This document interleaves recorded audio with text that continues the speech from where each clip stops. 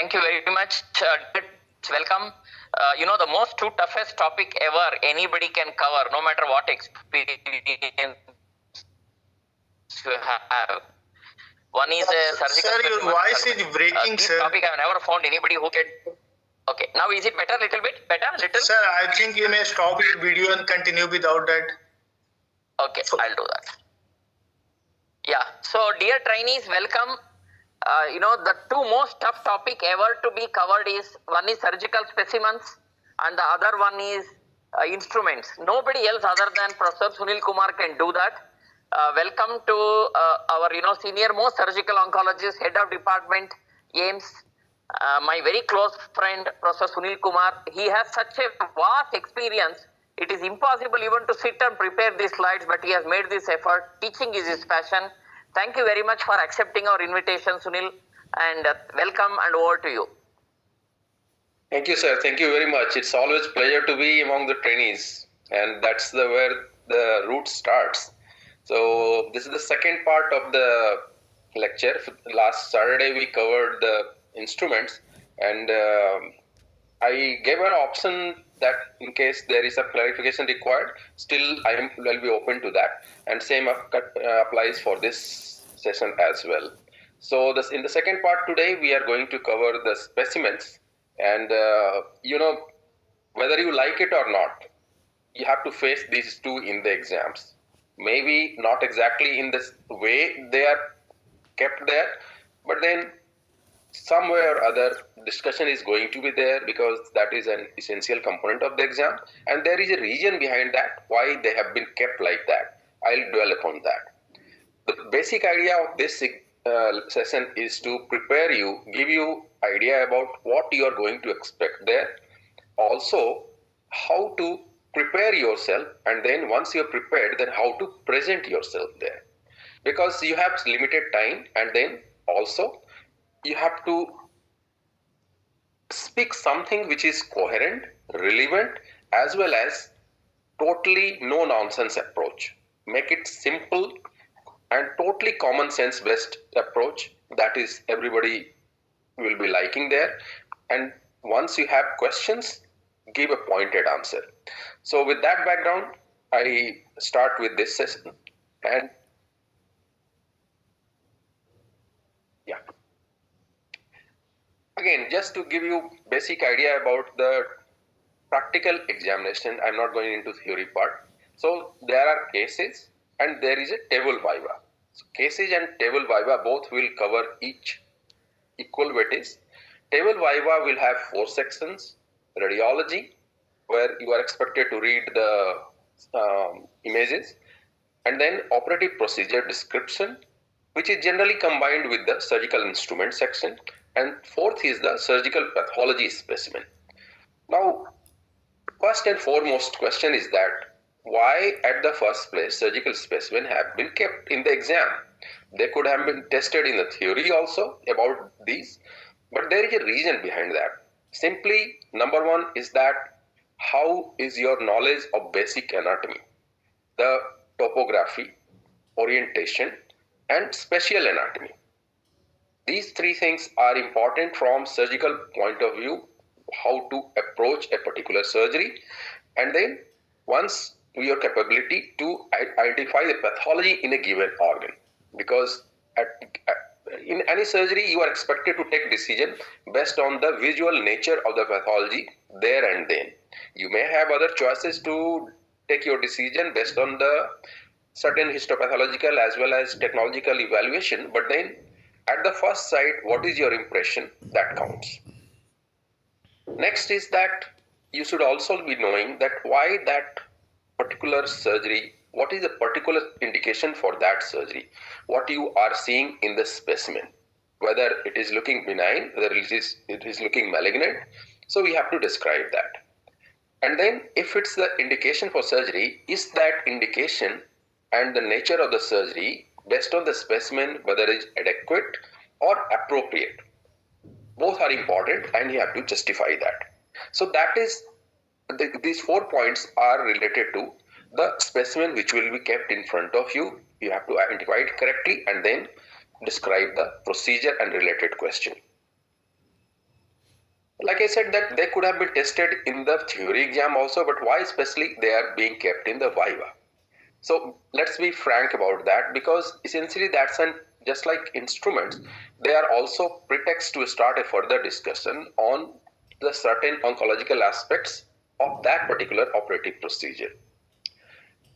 Not only that, but also the pathology which is affecting the nature of that, whether you are able to assess and make a correct decision out of that or not. And once you have the pathology, then the next natural extrapolation is that whether you are thorough with the staging classification information, because there will be certain specimen where the extent of surgery will not be just removal of the organ, but in addition there will be additional surgical procedure conducted on that specimen. So you have to tell that what exactly may be possible stage of the disease. So what do you expect there?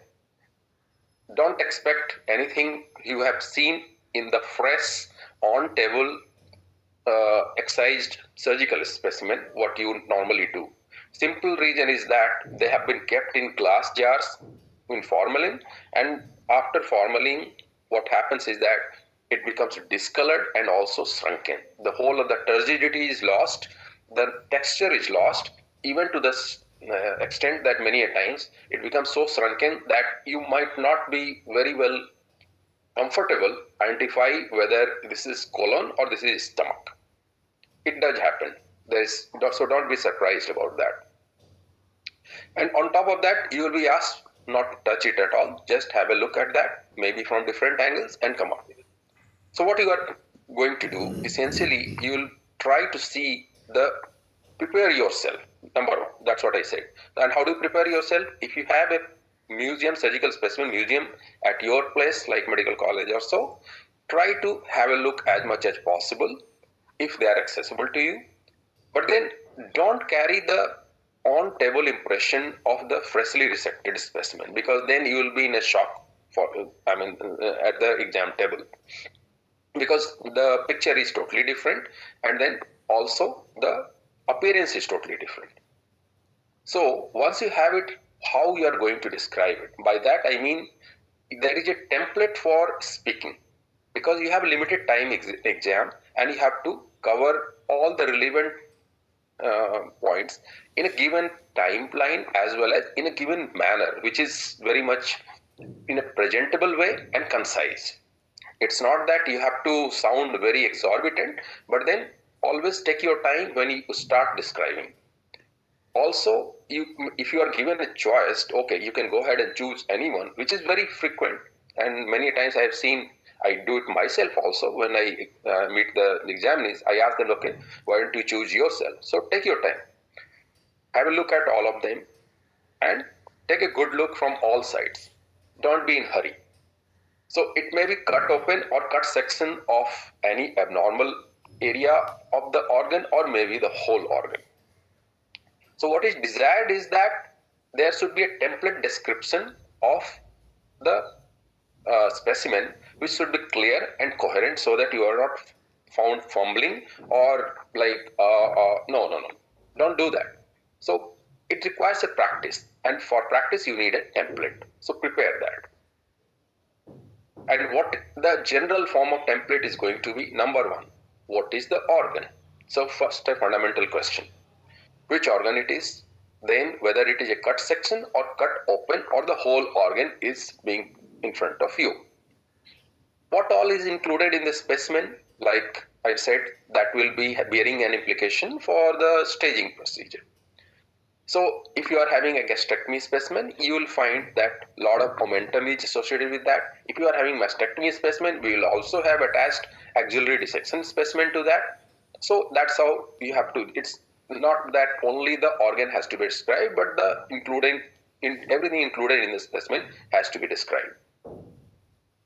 On first side, is there any visible pathology or abnormal area, which may be either ulcer, mass, nodule, growth, whatever you find that. And then if that is so, then what exactly is the anatomical location or the nature of the pathology, whether it is benign, malignant. So then you have to name the possible extent of the surgical procedure. Once you come to that level, then probably you have more or less completed the description. And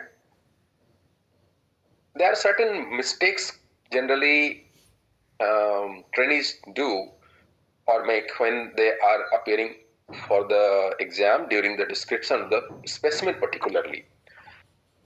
Like he's saying this is a specimen of some testicular mass, that is pretty obvious.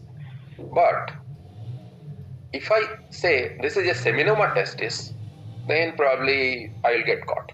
So what I mean to say that surgical pathology is not synonymous with histopathology. This is a testicular malignant tumor. Okay, fair enough. After that, wait for the counter question, what can be the possibility? So you have a region to guess or answer based on the logic, whatever you have. So you have to avoid histological variant terms. Sir, it looks like squamous cell carcinoma of skin. No, sir, that's not the correct way. It's a malignant skin tumor. Let it be up to that level. What is the possibility? You can guess after that. Because squamous cell carcinoma is a histological term, not a surgical pathological term.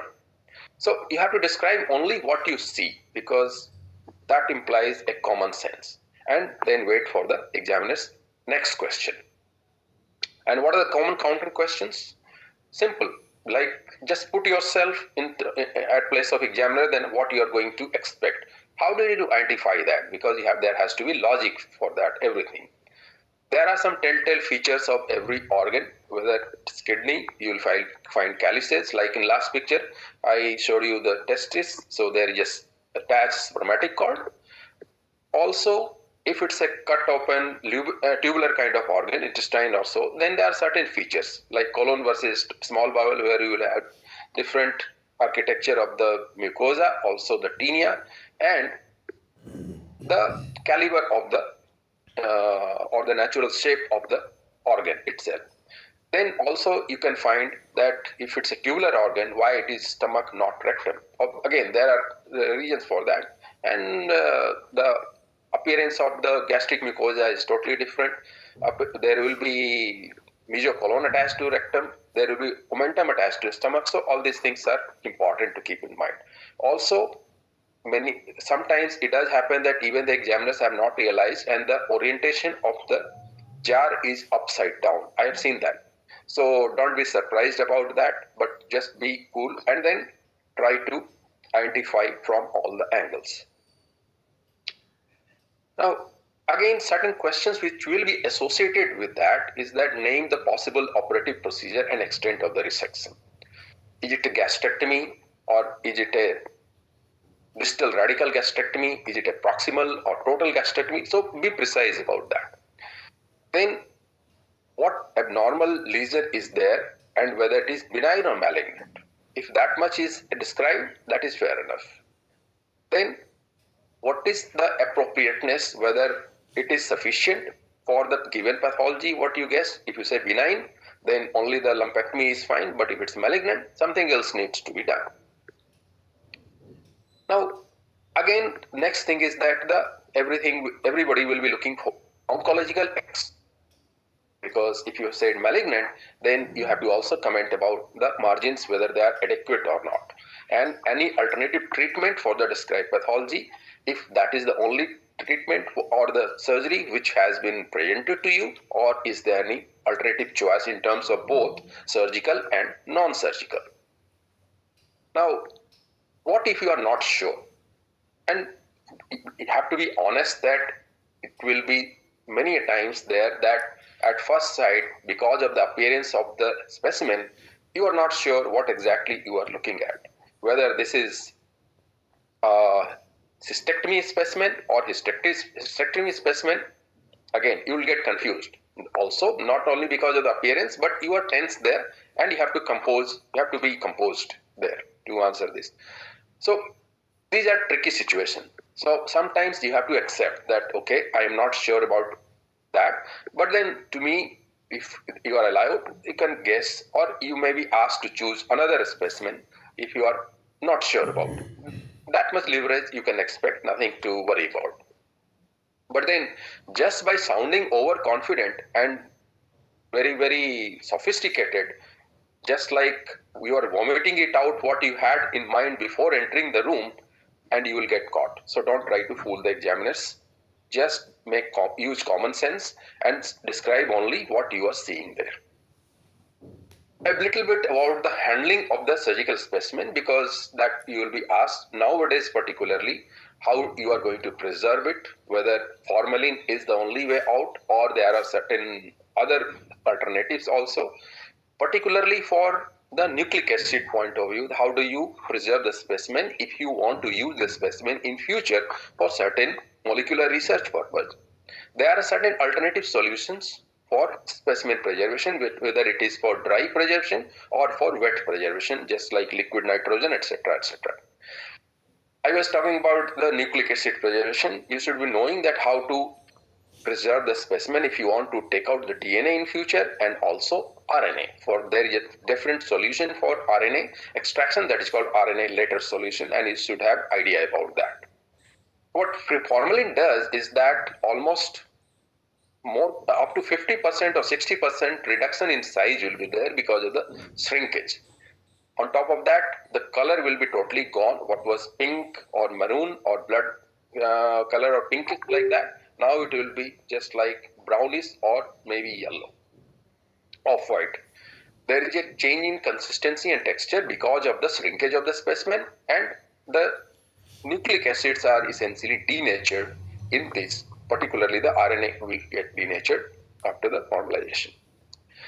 Now, again, just to recap you what difficulties you are expecting before we start describing certain examples of the specimens which you are expected to.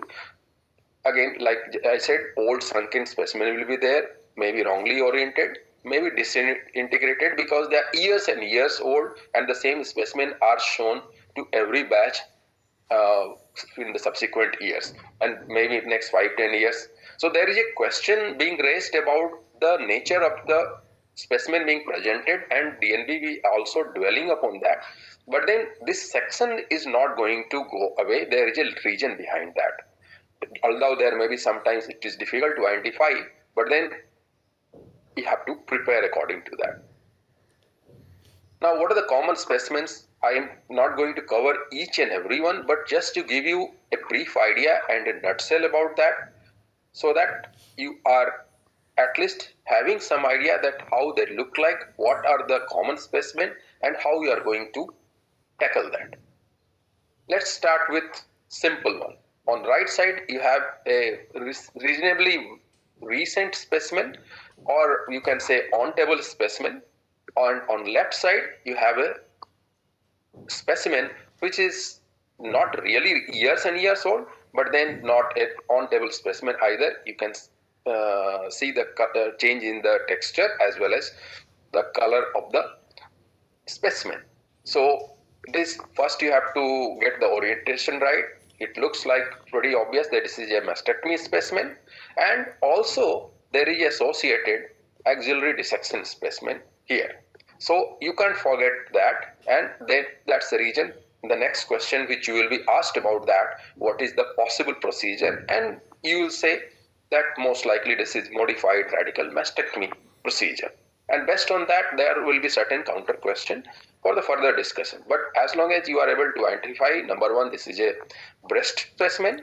Number two, this is a not a kind of a benign surgical indication procedure, but also which is breast as well as axilla. That means probably malignant pathology is there, and you can point out that there is some skin change here, and the tumor also, which is possible. Many a times cut section will be there, and many a times just a obvious looking tumor will be there. So if that much description you can give, then at least you have done your basic job and be ready for the next part of the discussion, that is related to the procedure, its complication, its adequacy, as well as the staging part. Similarly, now next comes the another common one for the oral cancer, which may have a different range of both and the extent. You can have the entire hemimandibulectomy specimen. You can have just the wide local excision of the buccal mucosa. You can have a segmental here, and you can have a marginal here. So all sort of things can be there.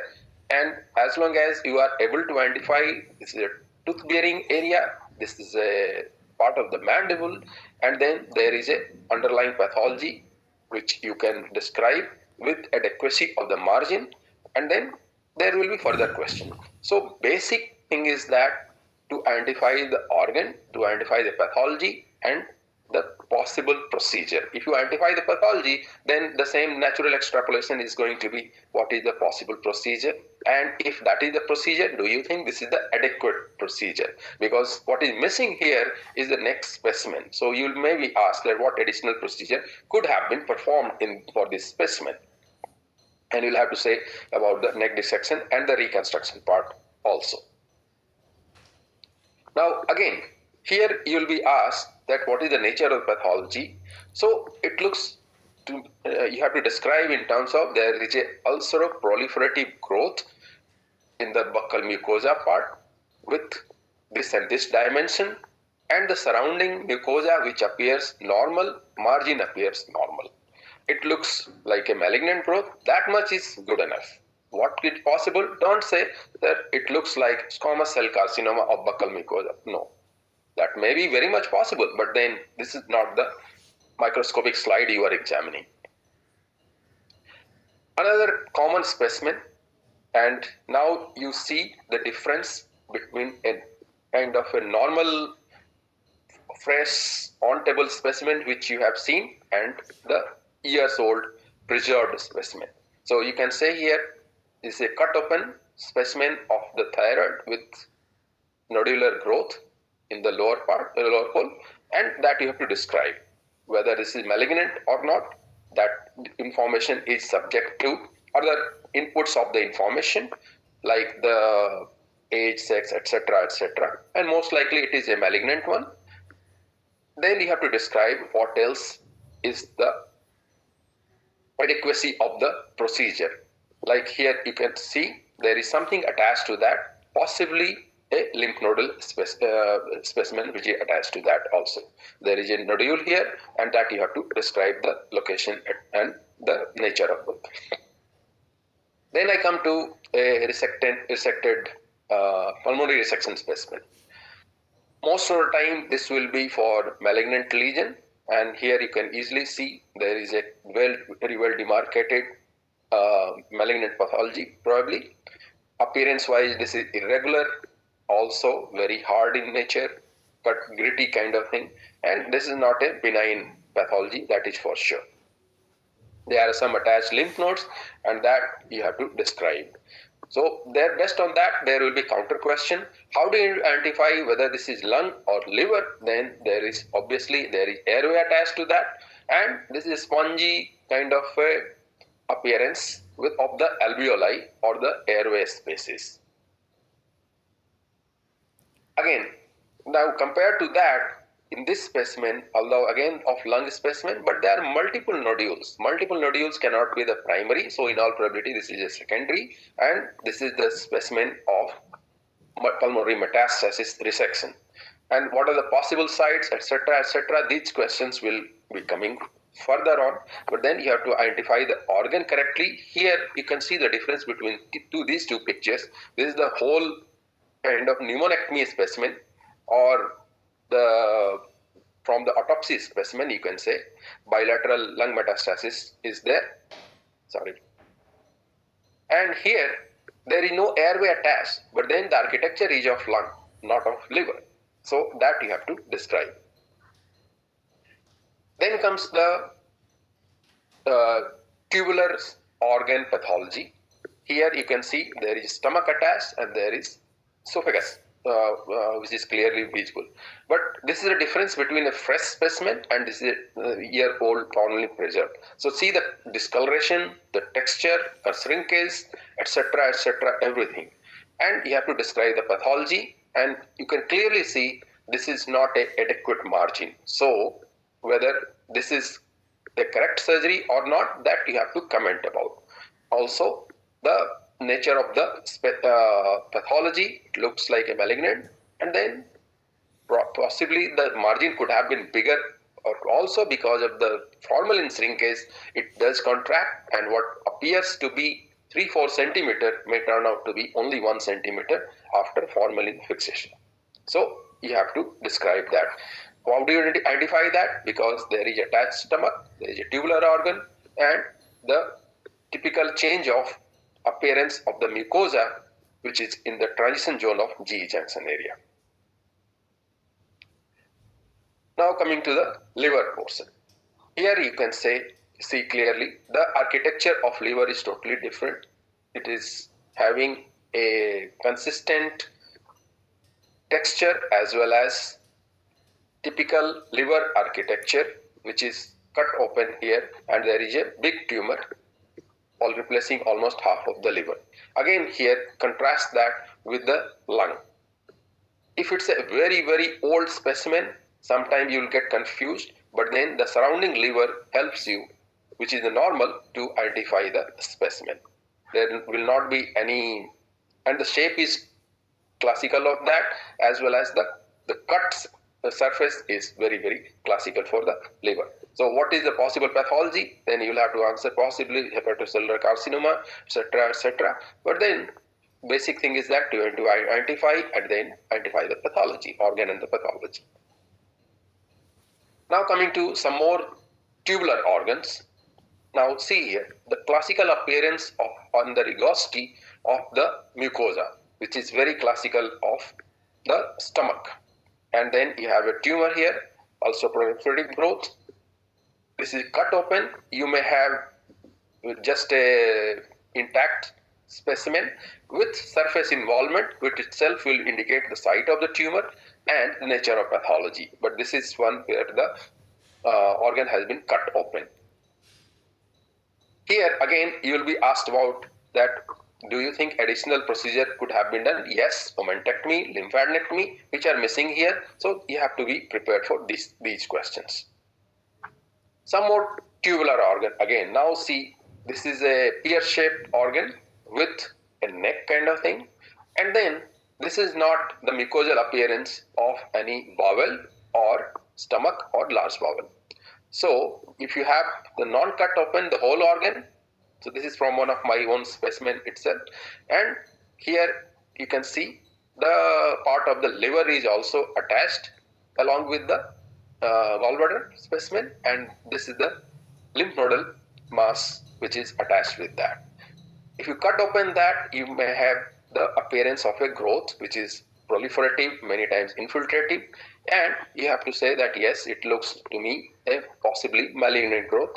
The possible specimen here is of radical cholecystectomy, and the questions will be related to that. Now, this is the colectomy specimen. How did you identify that? The fundamental question is going to be there. There will be attached tinea, there is the appearance of the mucosa, the length and breadth of the organ, which is again tubular, so it's going to be part of the large bowel, and why it is not rectum, why it is colon, then you have to be ready to answer that, because in next files this is what you will be finding for the APR specimen, like there is just attached portion of the perineal skin, and along with that in the lower rectum you have the growth here. So this is before cut open, and this is once we have cut open the specimen. This is one of the better looking rectal cancer specimen, but don't carry this impression. Again, after formalin fixation, it becomes pale as well as shrunken, but then the basic shape as well as the description remains same because of the attached mesocolon, and then the questions will be what exactly is the extent of the surgery in terms of longitudinal as well as circumferential adequacy of the surgery, because this will possibly having the bearing on the margin of that. Also, the discussion you can expect is that why it is not just a colon, the sigmoid also, and you have to be ready for that answer, because the anterior surface will not have any fat on that, and the tinea, which then after that will be missing, and the mesocolon will help you in identifying the specimen. If you are not having attached skin, then it's obvious, pretty obvious. And be ready for the neoadjuvant part of the discussion once you have this specimen in front of you. This is one of the, if you are able to identify it confidently, it's one of the personally better specimen to choose from if you are given a choice, because then you are prepared for the further discussion of the procedure as well as the nature of the pathology. Again, just to give you more confusion, relatively well preserved, and this is years old. Again, all three are kidneys, but then see the difference, how you are going to identify them. So this one is pretty easy. You have the calyces, you have the typical shape of the kidney, bean shape with attached hilum and the calyces.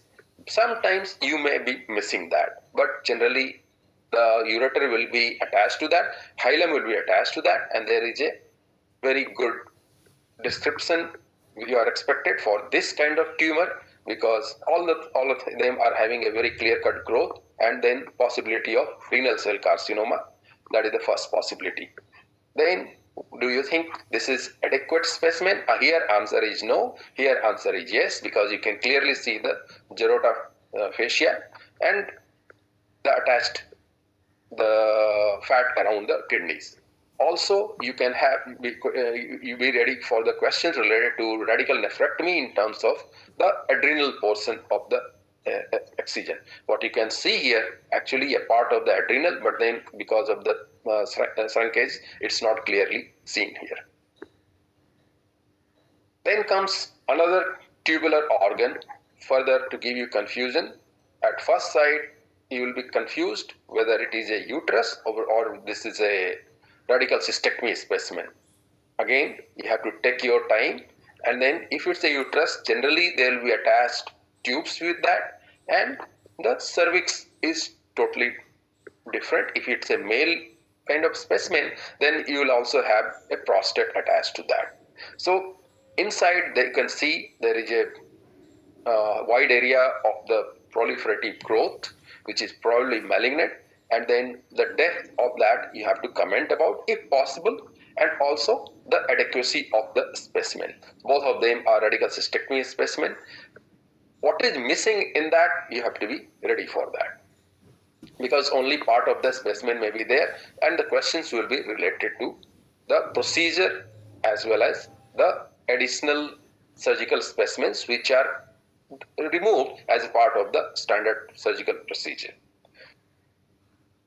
Okay, so just to go back to the previous here and then come here, now you can see the difference is that always whenever you have confusion between uterus and the radical cystectomy one, number one, the lumen or the mucosal surface of the uterus is going to be very, very narrow or a kind of slit-like or tubular.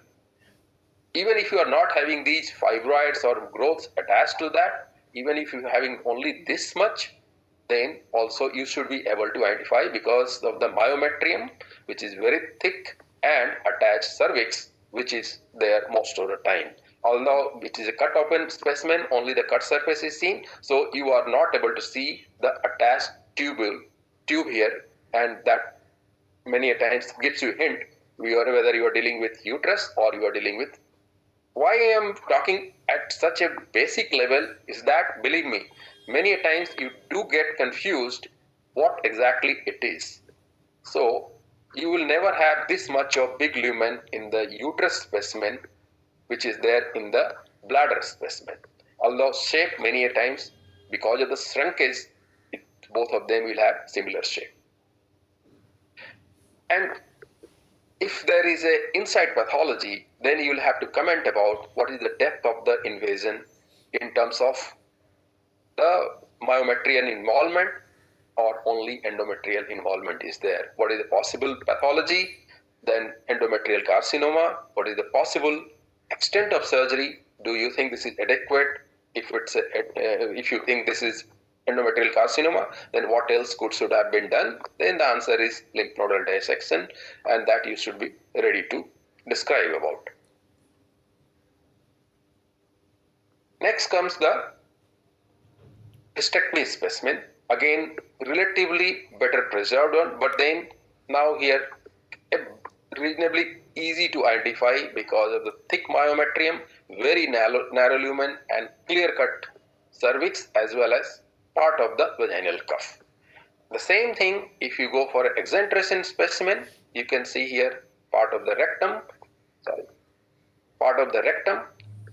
Here is the uterus, and then there is a attached pathology here in the cervix which is infiltrating both rectum as well as bladder. There is a growth, and this is a cancer involving both the bladder wall as well as the pouch of Douglas and the rectum. So that's the reason the total pelvic exenteration has been done in this patient, and if you are having this kind of specimen, be ready for that. I had one specimen of pelvic exenteration from my museum. Purposely, I have not shown it here because that was very much mutilated and almost difficult to identify. So this picture I have taken from internet, and this gives you a fair idea that what exactly to expect. This is from one of my own department's picture from the pathology, and then you can clearly say there are multiple components of the growth.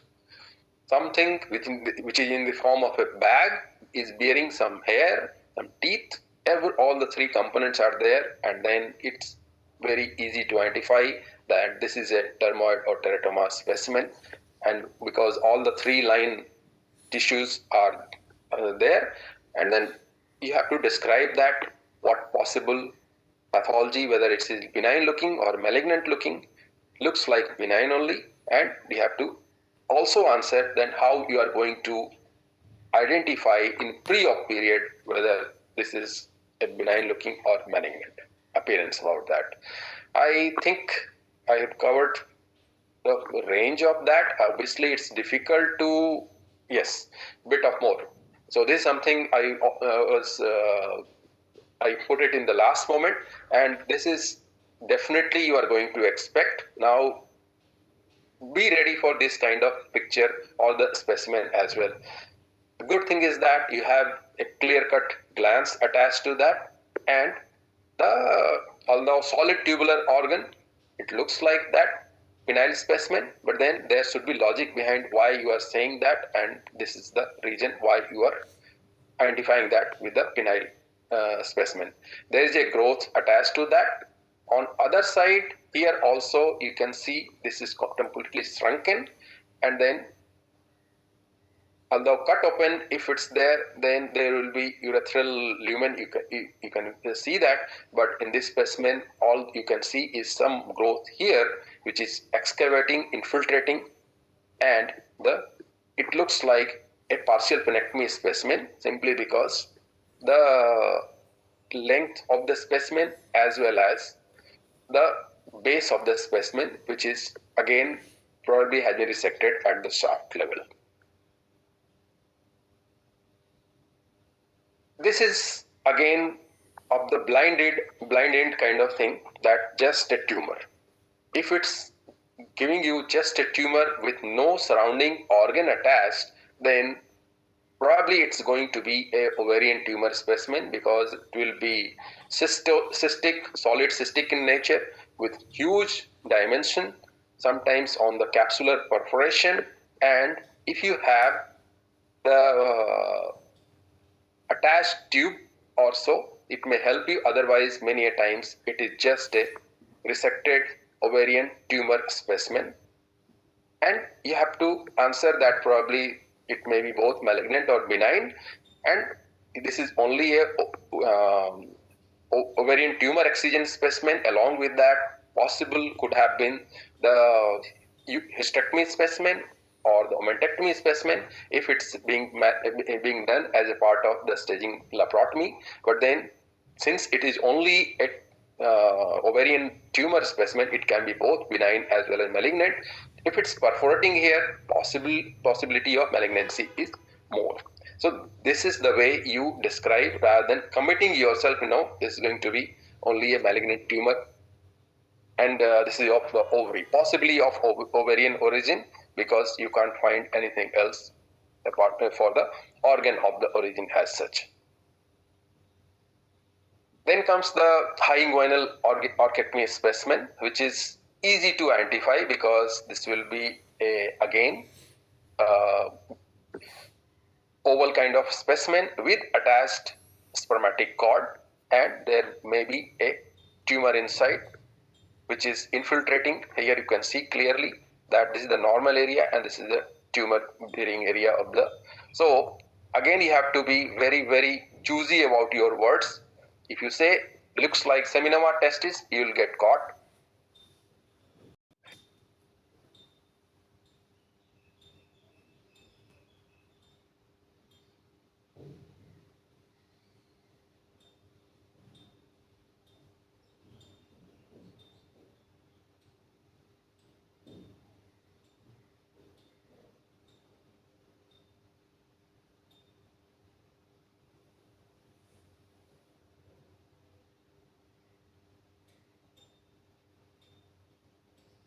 Because of the soft discussion generally follows is what is the indication for amputation in certain kind of pathology. Just to give you the picture of the bone tumor specimen, again, you can see this is the lower end of the femur which is having the tumor and possibly osteosarcoma. Here you can see a large tumor again cut open, and then you have to describe that what exactly is the location, what is the possibility of the histology, because in bone tumors you are expected to answer that. What possibility is about the age of the patient? These are some of the additional questions you are going to be asked about. But then to describe, this is a large proliferative growth involving lower end of femur, involving the joint surface as well, and the extent of whether the marrow is involved or not. So you have to be answering in terms of that. So what is possibility of limb salvage? Answer is yes or no, again depending on the extent of the specimen, and if the joint has been excised, then one can, if the joint is not grossly involved, then one can go for the replacement of the joint as well. So in the end, I'll just give you basic idea about what a typical description is there. So to start with, we will say that this is a surgical specimen of the, for example, if you are given stomach or so, of the distal part of the stomach with pylorus and the attached omentum. The mucosal surface has an ulceroproliferative growth which appears to be malignant, located wherever it is, towards the pylorus or in the antrum, wherever it is located, possibly a surgical specimen of distal radical gastrectomy. And then the counter question will be that, do you think the margins are sufficient? Then your answer should be yes, 1 centimeter, 2 centimeter, whatever you say, proximal margin or distal margin should be there, and it looks like it is there. So it looks like a adequate margin for the surgery. Counter question again will be that, why did you say this is stomach, not transverse colon? And you have to defend yourself, because the appearance of the mucosa in terms of rugosity, the distal part of the specimen is showing a concentric part which is pylorus, and smooth and uniform serosal surface which is classical of stomach, and there is no tinea attached. Then the answer is the stomach and not colon. So this is just an example then how we are going to describe that, and then wait for the question, wait for the discussion to proceed forward. Thank you very much, and now I'll be happy to answer if there are questions. Let me see in the chat box. Wait.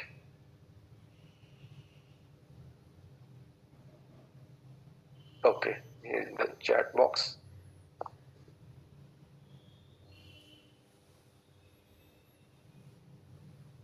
Yes, sir.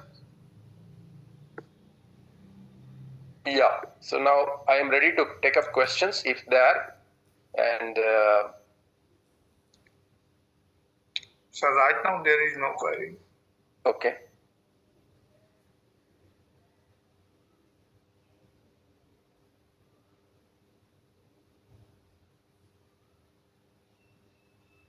So in the end, okay, there is something here.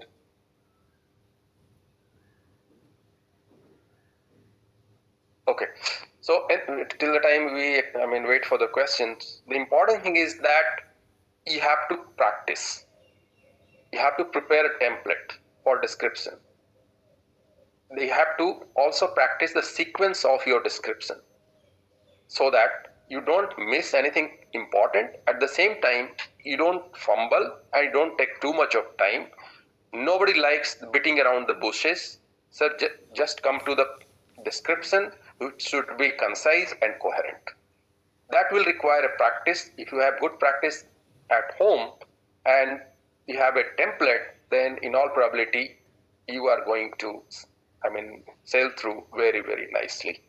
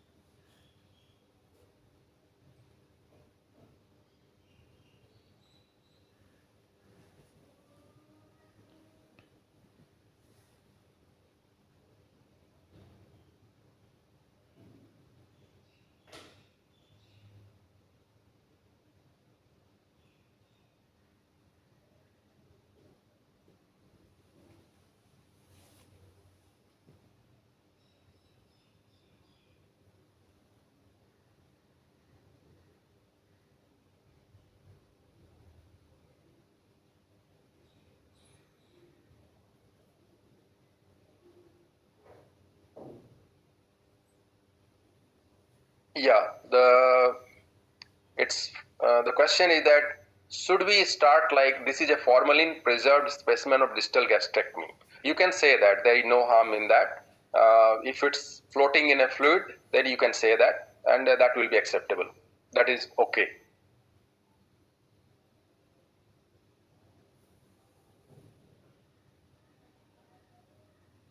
But you should not be saying specimen of distal gastrectomy. You should be saying the organ the first thing, not like the procedure first. What is the organ? Identify that. What is the extent? Then that comes the next. Rather than starting with the name of the procedure, probably that's not a great idea.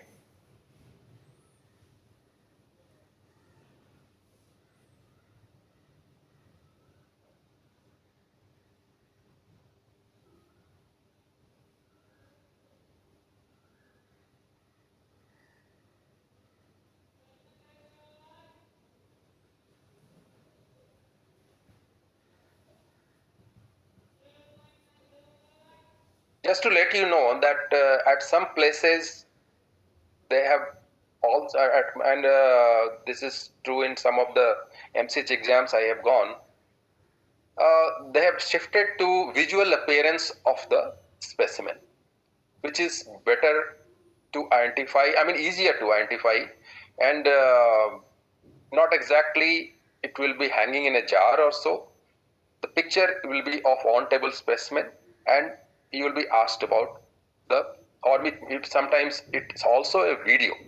That small clip will be there, and the specimen is being shown from different angles, and you have to identify that. So things are changing a bit. So, but then specimen section is going to be there, and then be ready for that.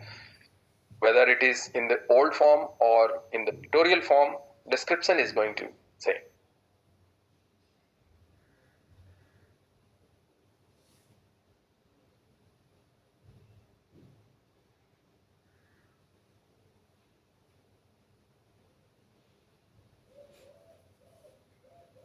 Dr. Somshekhar is here. So, sir, any comments or tips you like to share?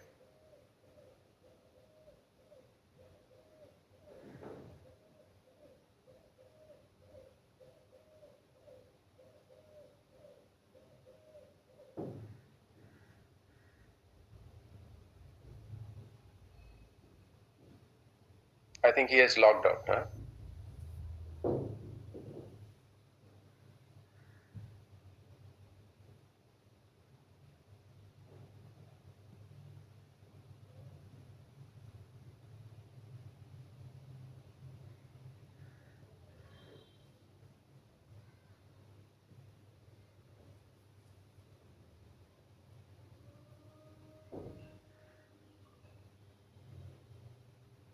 Let me go to Q&A. No.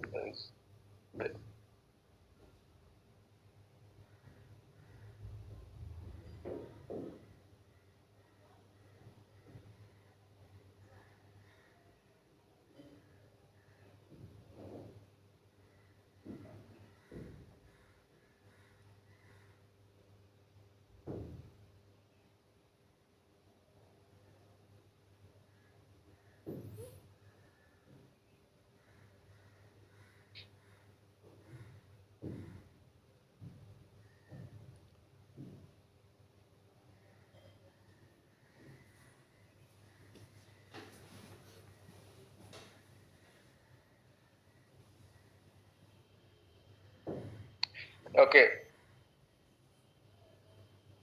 So, one question is appearing, what are the other nucleic acid preserving fixatives? So basically you will be asked about how do you preserve the DNA and how do you preserve the RNA for further molecular analysis. Because if you put the formalin fixation, then essentially the RNA part is denatured very easily. Right? You can have the DNA extraction after formalin fixation, but for RNA, you need a separate solution called RNA later. It preserves the RNA in its natural form, and for longer duration, you can extract the RNA for all your proteomics studies in future if you have preserved the specimen or the part of, it's not exactly the entire specimen, but only a small part of the tumor which is preserved in RNA later. And same can be for DNA if you are going for dry fixation, like in the deep freezer, which is generally minus 80 degree, or you can also go for liquid nitrogen preservation. So for these, both DNA and to some extent RNA can be extracted, but DNA is much more stable, RNA is much less stable. That you have to know about.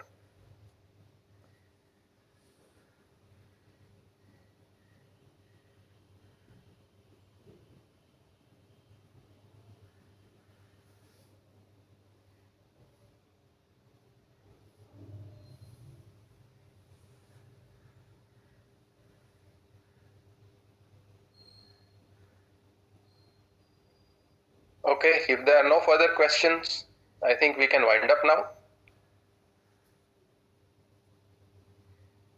Thank you, sir. And thank you all trainee for joining this session. Welcome, most welcome. Thank you very much.